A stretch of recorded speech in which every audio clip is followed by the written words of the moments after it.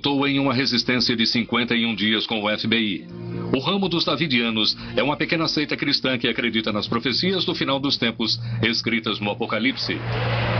O cerco terminou em um cenário apocalíptico onde 80 homens, mulheres e crianças morreram. No século XX, houve vários cenários de pânico causados pelo temor ao dia do juízo final. Em 1918, alguns acreditavam que a epidemia mundial de gripe espanhola fosse uma praga bíblica que destruiria a humanidade. Mas a epidemia se foi e a humanidade sobreviveu. Mas ainda assim, muitos dos que acreditam no Apocalipse estão a postos. Eu acredito que Cristo poderá voltar a qualquer momento, e isso me faz viver de maneira comportada, porque não quero ser pego de surpresa. Através da história, o Apocalipse convenceu os crentes a se preparar para o fim. Para alguns, o fim chegou, mas não como eles previam.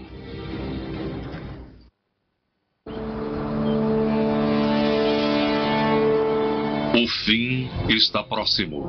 É o que diz quem lê o livro do Apocalipse de forma literal. Acredito que essa seja a última geração de seres humanos antes do retorno de Cristo. Estamos sem tempo, sem espaço, sem lugar, estamos sem ideias, quer dizer, praticamente sem nada. Portanto, acho que estamos nos aproximando do fim. Muitos estudiosos dizem que isso é a sensação de reviver o que já passou. Em quase todas as eras houve quem acreditasse que o mundo estava terminando, baseados em sua própria interpretação do Apocalipse. Entramos numa nova era depois do 11 de setembro e da guerra ao terror. E mais uma vez as pessoas estão recorrendo ao livro do Apocalipse para descobrir que tipo de coisas nele justificariam a noção de que o fim do mundo está próximo. Uma das coisas que descobrimos sobre a crença no Apocalipse é que toda geração pensa que ele é especial.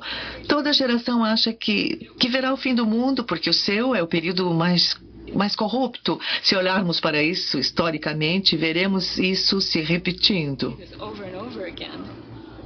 365 depois de Cristo, Poitiers, França. Um bispo chamado Hilário de Poitiers está convencido de que o fim está próximo. Ele começa a dizer para as pessoas para se preparar para o fim do mundo. Mas nada acontece. Mas isso não mudou em nada a imagem dele, porque no século XIX, Hilário de Poitiers se tornou santo. No século XV, na cidade de Tabor, onde hoje fica a República Tcheca, um grupo chamado Taborites começa um movimento baseado em sua crença de que o fim está próximo. Eles formam um exército e espalham suas ideias de guerra. Eles, na verdade, ficavam por aí queimando igrejas e matando qualquer um que identificasse como pecador. E o critério básico para ser identificado como pecador era não ter aderido ao movimento deles. Em 1434, os Taborites são esmagados e seu líder é morto. No século XIX, nos Estados Unidos, surge um outro movimento apocalíptico liderado por um capitão do exército chamado William Miller, que se tornara um pregador batista. Ele chega à conclusão, baseado em seus próprios estudos sobre o livro de Daniel, que o arrebatamento vai ocorrer por volta de 1843 ou 1844. À medida que o tempo passa, Miller aponta a data exata em que esse dia chegará, entre 21 de março de 1843 e 21 de março de 1844. O próximo ano chega e se vai, mas nem sinal ainda de um arrebatamento. Miller verifica outra vez seus cálculos e chega a uma nova data, 22 de outubro de 1844. Até agora, Miller atraiu um número aproximado de 50 mil discípulos. Na véspera do grande dia, alguns abrem mão de todas as suas posses terrenas. Alguns até compram roupas especiais, vestimentas de ascensão para o evento. E quando o dia chegou, os seus seguidores se reuniram em colinas e começaram a rezar e a cantar hinos. Cantavam com as mãos erguidas para o céu. O dia seguinte é conhecido pelos seguidores de Miller como o Grande Desapontamento. Isso não afeta Miller, porque ele vai continuar prevendo uma outra data para o fim, até o dia em que morrer. Claro que ele conseguiu ganhar muito dinheiro com a venda de roupas de ascensão, portanto, ele ficou com o investimento.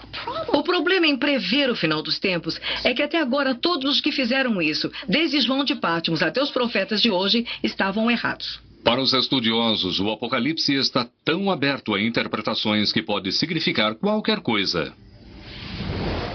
Eu acho que o livro do Apocalipse é quase como um teste de Rorschach. As pessoas veem nele o que estão predispostas a encontrar.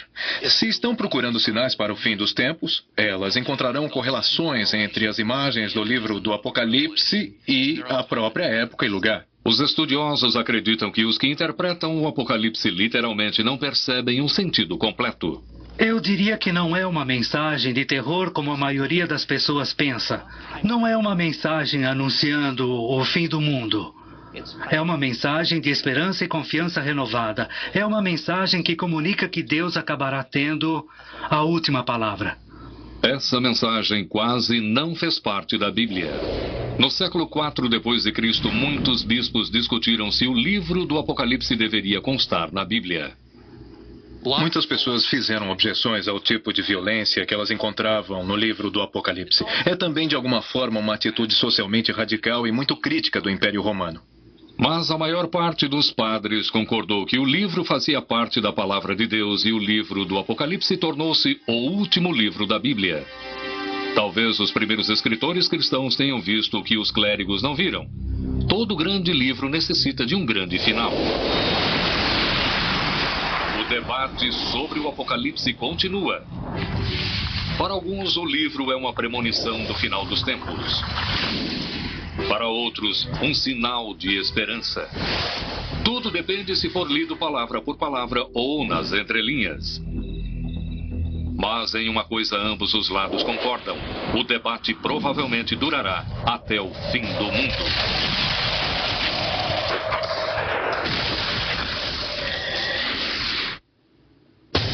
Versão brasileira, Centauro.